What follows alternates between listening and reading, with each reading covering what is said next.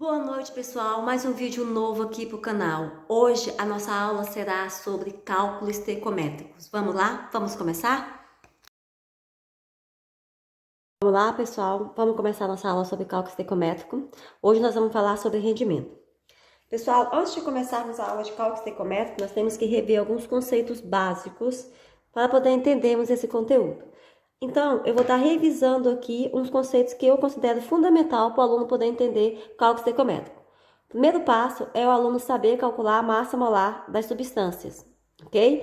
Então, aqui, ó, eu tenho o metano, que é o CH4. Como é que eu calculo a massa molar dele? É muito simples, pessoal, muito simples. Eu só vir aqui e colocar a massa do carbono. Aí eu venho aqui e olho, quantos carbonos estão presentes nessa fórmula? 1. Então, 1 vezes... Aí, pessoal, eu vou na tabela periódica e olho qual é a massa atômica do carbono. 12. Então, 1 vezes 12, 12. Qual que é o próximo elemento químico? Hidrogênio. Então, a massa atômica do hidrogênio.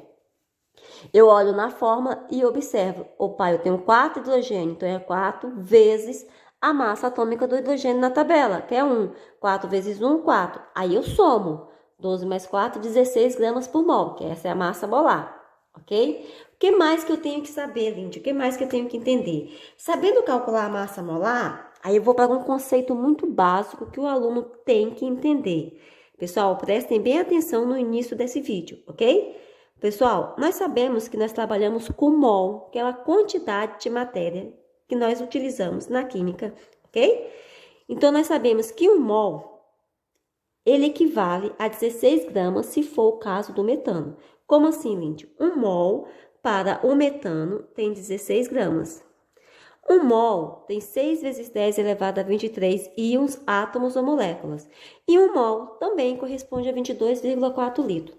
Pessoal, fica muito complicado explicar para os alunos essa relação, porque não são relação do nosso dia a dia. Por exemplo, se eu falo para o meu aluno que 1 metro tem 100 centímetros, ele não duvida. Um aluno que está lá no ensino médio, ele não duvida que 1 metro tem 100 centímetros, porque são unidades que eu uso no meu dia a dia.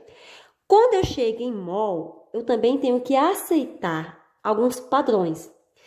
Um mol sempre vai corresponder, pessoal, o número 1. 1 mol corresponde à massa molar da substância que eu estou estudando, que eu estou trabalhando. E um mol corresponde a esse número aqui, pessoal, que é a constante de Avogadro. Então, 1 mol para o metano tem 16 gramas. E o mesmo mol pode ter 6 vezes 10 elevado a 23 íons, átomos ou moléculas, depende do que eu for considerar. E o mesmo 1 mol pode ter 22,4 litros. Pessoal, prestem atenção e observam que 1 mol, ele pode relacionar com grama, ele pode relacionar com íons, átomos e moléculas, e o mol pode relacionar com volume, que é litro, nas condições normais de temperatura e pressão, que é CNTP. Lindy, o que isso quer dizer? Quer dizer, se eu pegar 1 mol de metano, eu tenho 16 gramas.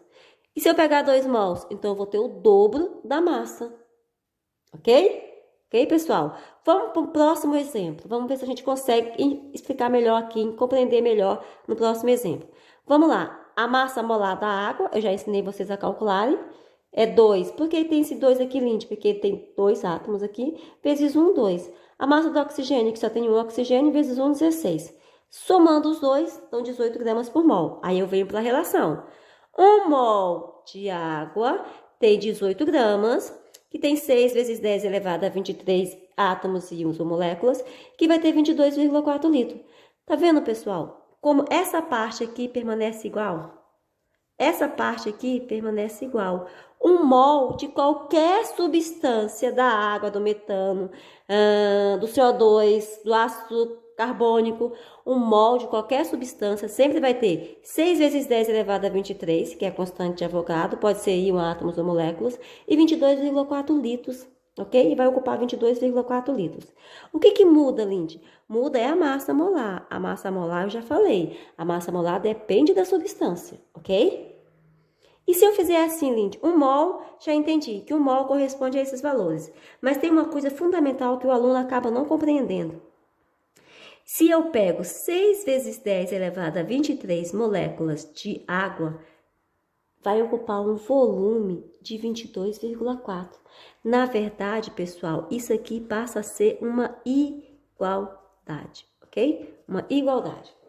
Vamos para o próximo exemplo. Vamos aqui, ó, pessoal. Vamos pegar a amônia, ok? NH3. Vamos primeiro calcular a massa molar da amônia, que eu já ensinei vocês a calcular em massa molar. Como é que eu calculo a massa molar da amônia? Calculo assim, pessoal, ó. Massa do nitrogênio. Quantos nitrogênio tem aqui? 1 vezes a massa atômica dele na tabela. 14. 1 vezes 14, 14. A massa do hidrogênio é 3 vezes...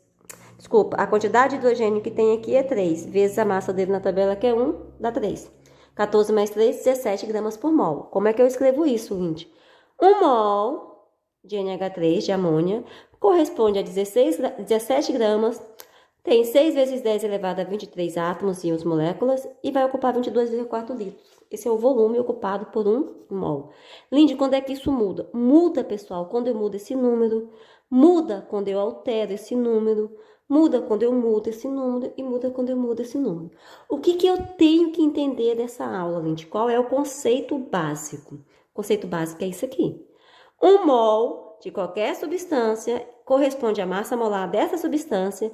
1 mol dessa substância corresponde à massa molar da substância, que corresponde a 6 vezes 10 elevado a 23 íons, átomos e moléculas, que vai ocupar um volume de 22,4 litros. Ok?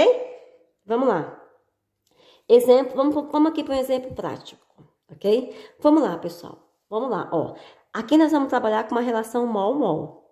Vamos ler um exercício aqui, ó. Para obter 10 mols de hidrogênio, H2, são necessários quantos mols de água? Aí, pessoal, quando eu estou trabalhando com cálculo estequiométrico, é óbvio que vai vir uma equação química geralmente balanceada, ok? Então, aqui eu tenho a água como reagente, produzindo hidrogênio e oxigênio, que são gases, ok? Como é que eu faço, Lindy? Eu tenho muita dificuldade nisso. Prestem atenção no que eu vou falar agora. Olha esta observação e presta atenção nessa dica. Eu falo para todos os meus alunos, cálculo estequiométrico nós vamos fazer em 2 linhas. Não importa se é rendimento, se é pureza, ok?